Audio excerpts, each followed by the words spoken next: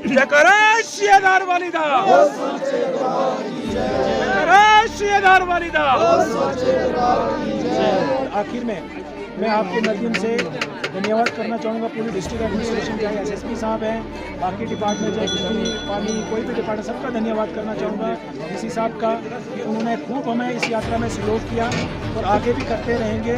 और पर्टिकुलर मैं डीसी साहब से ये आपके माध्यम से अनुरोध करूँगा कि हमारे पास रास्ते की बड़ी कमी है, रास्ता जो है हमारा ख़राब है। मैं चाहूँगा कि उनके पास डिज़ास्टर के अंदर जो फंड्स होते हैं, जैसे कैलाश में फंड्स दिए जाते हैं, शियाधार के लिए भी वो फंड्स दिए जाएं और कम से कम घोड़े का रास्ता यहाँ के लिए बने, ताकि हमारा जो ये राशन वगैरह है, ये आप देख रहे हैं, हमने नीचे से उठा के लाया, घोड़ा यहाँ तक नहीं पहुँचा है, हमारे साथियों ने उठा के राशन लाया है, उसके बावजूद यहाँ पे लंगर लगा है। मैं चाहूँगा डीसी साहब से आपके माध्यम से ये मैं रिक्वेस्ट करूँगा कि जो डिज़ास्टर के अंदर होती है, जैसे कैलाश में आप फंड्स देते हैं, इसी तरह से हमें भी यहाँ फंड्स प्रोवाइड कराए जाए, कम से कम घोड़े का रास्ता हमारे यहाँ दिया जाए। बहुत बहुत धन्यवाद, थैंक यू, जय माता। नमस्कार, बहुत बहुत स्वागत आप सबका स्ट्रेट टाइम में। और स्ट्रेट टाइम के ज़रिए आज हम आपका नाम है शियाधार हर साल यहाँ पर 25 जून को यात्रा डोडा से आती है, डोडा से होके उसके बाद कुल्हान में, उसके बाद शियाधार पहुँचती है। तो इस समय हम शियाधार में हैं, शियाधार में हमारे साथ कमेटी शियाधार में है कुल्हान की। इनसे बातचीत करेंगे कि क्या कारण है इस यात्रा का, इनसे पूछेंगे। सर बहुत बहुत स्वागत आपका स्ट्रेट टाइम में। सबसे पहले आपका भी बहुत बहुत स्वागत कि आप इतनी दूर और इन हालात में, जैसे परसों बारिश थी, उसके बावजूद भी आपका भी मनोबल नहीं गिरा और लगातार आप हमारे साथ चलते रहे और आज शियाधार में पहुँचे हैं। आपका भी बहुत बहुत स्वागत है। यहाँ तक दिक्कत की बात है, दिक्कत ऐसी कुछ भी नहीं आती है जबकि हमारे पास माँ भगवती के ऐसे ऐसे भक्त हैं जो कभी भी रुकते नहीं, झुकते नहीं माँ भगवती के आशीर्वाद से।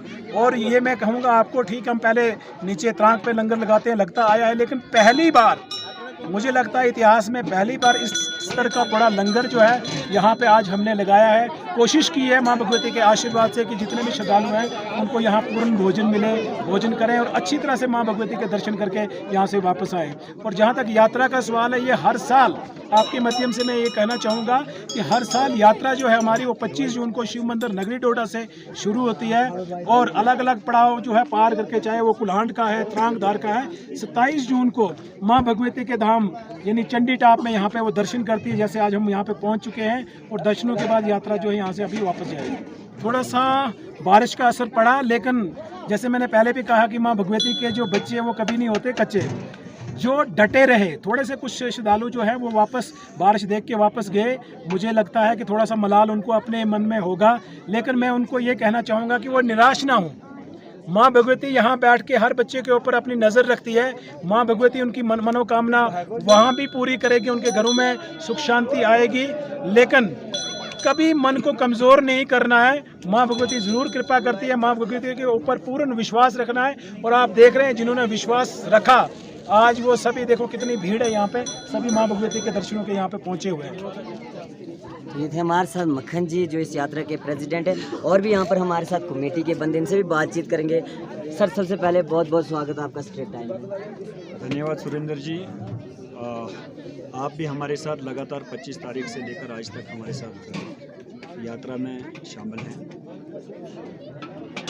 आप जिस प्रकार से पूरे रास्ते में सभी यात्रियों का मनोबल बढ़ाते हो, आपके लिए, आपको उसके लिए बहुत बहुत धन्यवाद। सर थोड़ा सा जानना चाहूँगा कि कुछ लोगों को पता नहीं अभी शियाधार का, तो थोड़ा सा इस बारे में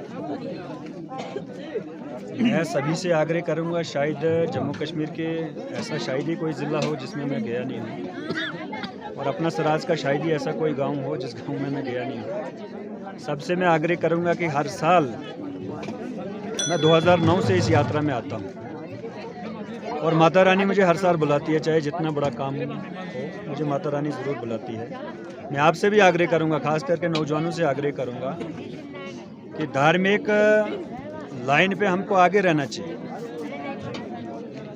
अपने धर्म का कोई भी कार्य हो उस पर अग्रसर रहना चाहिए हमको। जब हम अपने धर्म की इज्जत करेंगे तो हमारे धर्म की इज्जत करेंगे। इसलिए मेरा सभी नौजवानों से आग्रह है जो मेरी बात को सुनते हैं, मैं आपसे दोनों हाथ जोड़कर प्रार्थना करता हूं कि आप अपने दिनचर्या में, आप अपने टाइम टेबल में सुबह की पूजा, शाम की पूजा जो है इसको अनिवार्य रखें। और अपने नज़दीक में जाए, हमारा कुलदेवता हो, कुलदेवी हो या कोई और तीर्थ स्थान हो, साल में ज़्यादा नहीं लेकिन 2 या 3 यात्राएं आपको ज़रूर करनी चाहिए। यात्रा करने का हमारे ग्रंथों में लिखा है, यात्रा ज़रूर इसलिए करनी चाहिए कि हमारे मन की शांति और अपने मन में जो बहुत सारे प्रश्न आते हैं, उन प्रश्नों को दूर करने के लिए यात्रा बड़ी अनिवार्य है। इसलिए मैं नौजवानों से आग्रह करूंगा कि यात्रा करनी चाहिए। बुज़ुर्गों का तो मुझे आशीर्वाद चाहिए, बुज़ुर्गों को तो मैं बता नहीं सकता हूं, लेकिन उनसे भी निवेदन करूंगा कि हमें यात्रा पे जाना चाहिए और धार्मिक काम कुछ ना कुछ ज़रूर करना चाहिए, ऐसा मेरा आप सबसे निवेदन है। सर खास बात हमारे नौजवानों की जो नशे में जा रहे हैं, इनके लिए आपका मैसेज क्या? मैं सभी नौजवानों से निवेदन करूंगा कि जब आप माता रानी का बाजू पकड़ोगे, माता रानी के पास जाओगे, यदि आप अगर धार्मिक उसमें रहोगे तो आपको अपने आप ही आपके नशे छूट जाएंगे। किसी भी समाज को आगे चलाने के लिए स्वास्थ्य का रहना बड़ा ज़रूरी है।